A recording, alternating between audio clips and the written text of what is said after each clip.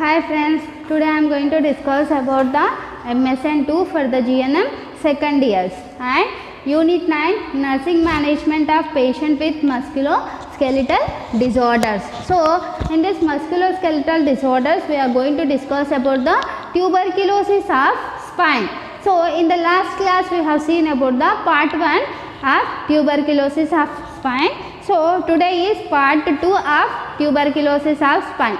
So, it is part 2 diagnostic evaluation. So, diagnostic evaluation for the tuberculosis of spine. So, there is a complete history collection. Complete history collection, it includes the family history. So, there is a family members having the tuberculosis of spine or not. We can collect the family history, and there is a any previous history of tuberculosis or not, we can collect the complete history. And the physical examination, there is a physical examination, it includes the spine deformity. So, there is a curvature of the spine, there is a spinal deformity. So, by the physical examination we can assess for the spinal deformity, and there is a complete blood count. So, there is a complete blood count, includes the WBC count and ESR rate and the hemoglobin. All this included in the complete blood count. So, there is a complete history collection and the physical examination and complete blood count, and there is a spine X-ray. So, spine X-ray to find lesions in the spinal cord. There is a wounds can be present in the spinal cord or not. We can identify by the spine X-ray. And next one is CSF test. So, CSF test means spinal cerebrospinal fluid test. So, to find out the Mycobacterium tuberculosis. So, the bacteria is present in the CSF fluid or not, we can identify by the CSF test. And there is a Mantoux test.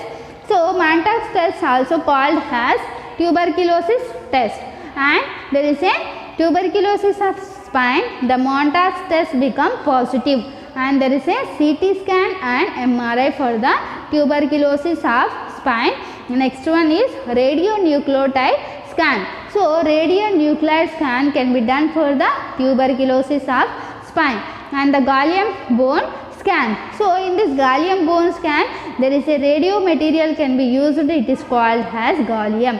So, the gallium bone scan can be used in the tuberculosis of spine. So, it is about the diagnostic evaluation, it includes the complete history collection and the physical examination to assess the spinal deformity, and the complete blood count and spine X-ray and CSF test, cerebrospinal fluid test to find out the Mycobacterium tuberculosis present in the CSF fluid or not. And there is a Mantoux test, CT scan and MRI, radionuclide scan and the gallium bone scan. So, next is the complications.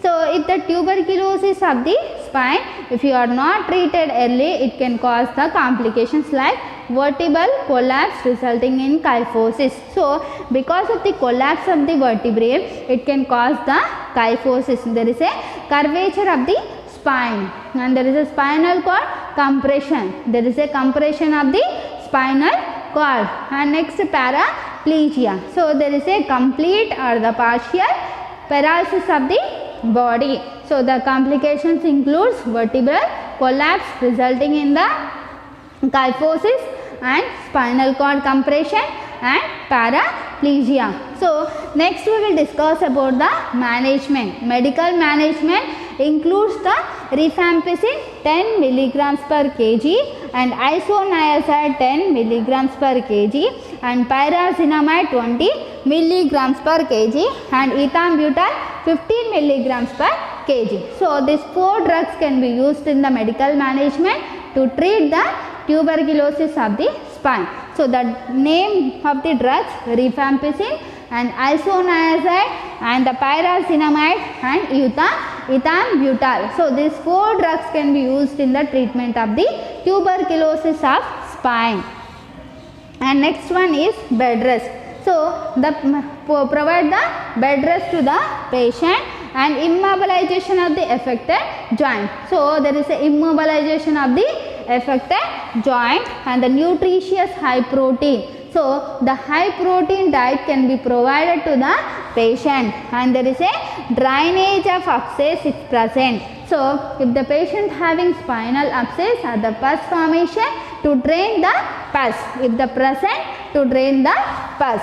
And there is a physiotherapy, if the patient there is a little exercise, little movement or exercise can be done by the therapist, it is a physiotherapy. So the medical management includes the 4 drugs, the rifampicin, isoniazid and the pyrazinamide ethambutol, and there is a strict bed rest can be provided to the patient and immobilization of the affected joint, and provide the high protein diet to the patient, and if the patient having any abscess or the pus formation, we can drain the pus, and there is a physiotherapy. So next one is surgical management. In this surgical management includes the surgical decompression and the laminectomy. So surgical decompression means there is a compression over the nerves, so which are present in the spinal cord, the nerves can be compressed. So because of this there is a severe pain. So to relieve this pressure there is a removal or the repositioning of the nerves. So there is a decompression means there is a removal or the repositioning of the any structure in the body. So the nerves can be become compressed by the pressure. So the nerves can be removed or the repositioned in the surgical decompression. So by the surgical decompression we can reduce the pain. And next one is laminectomy. So laminectomy in the removal of one or more vertebrae to relieve pressure over the nerves and it can be reduce the pain. So there is a laminectomy means removal of one or more vertebrae to relieve the pressure over the nerves and it can be relieve the pain. And there is a surgical management includes the surgical decompression and the laminectomy. So decompression means it is a removal or the repositioning of any structure in the body. In the spinal cord decompression there is a nerves can be depressed. So nerves can be compressed and there is a causes the severe pain. So nerves can be removed or the repositioned in a surgical decompression. And the laminectomy there is a removal of one or more vertebrae to relieve pressure over the nerves and it can reduce the pain. So next is the nursing management. So nursing management includes the assess the pain. So the nurse has to be assess the pain of the patient by the pain scale and the provide comfort devices. So because of the condition the patient may feel the discomfort. So because of this the nurse has to be provide the comfort devices and the administer analgesics. So the nurse has to be administer the analgesics to reduce the pain as prescribed by the physician. So the nurse has to be administer the analgesics as prescribed by the physician to reduce the pain and encourage frequent change of position.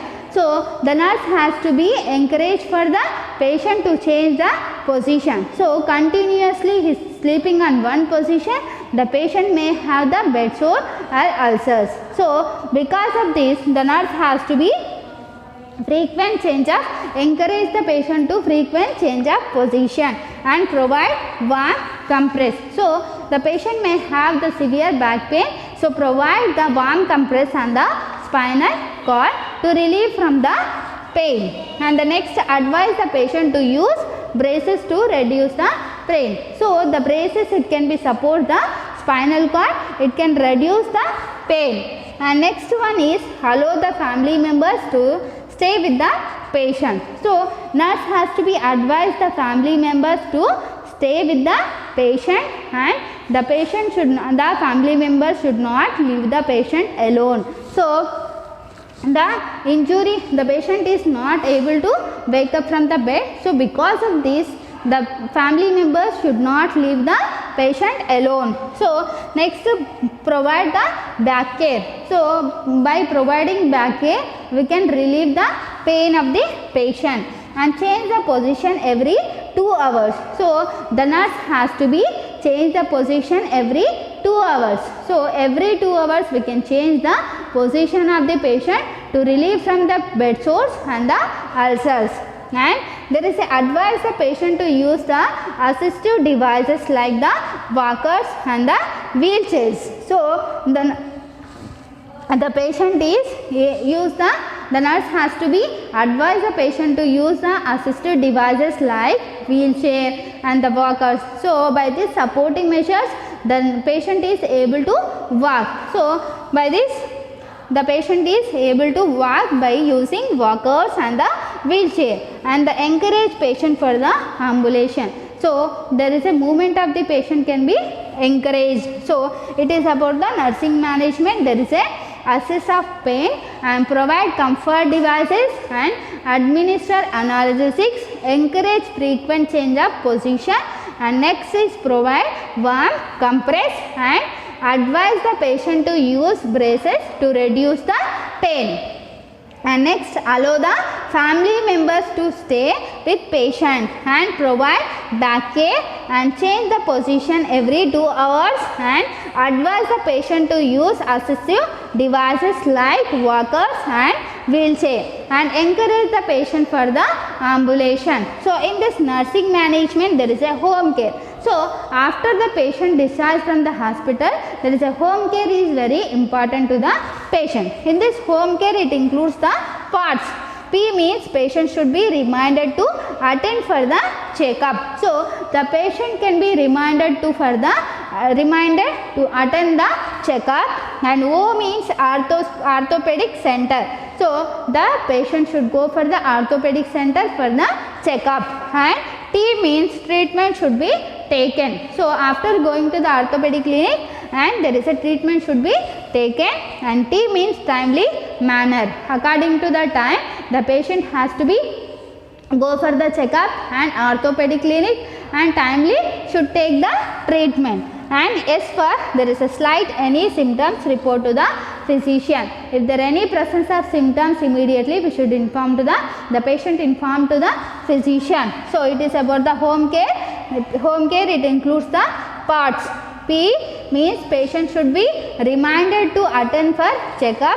O means orthopedic center, and T means treatment should be taken, and T means timely manner, and S for slight any symptoms, report to physician. So it about the nursing management for the tuberculosis of spine. So it completes the tuberculosis of spine. Thank you.